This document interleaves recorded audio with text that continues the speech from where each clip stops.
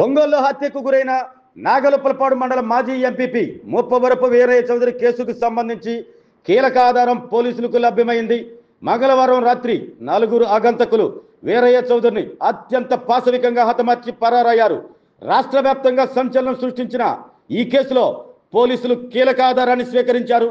హత్య చేసిన అనంతరం ఆ నలుగురు 2 ద్విచక్ర వాహనాల్లో పరారైనట్లు సీసీ ఫుటేజీల్లో పోలీసులు గుర్తించారు. ఆ 2 ద్విచక్ర వాహనాలు తాలూకా పోలీస్ స్టేషన్ మీదుగా వెళ్ళినట్టు తేల్చారు.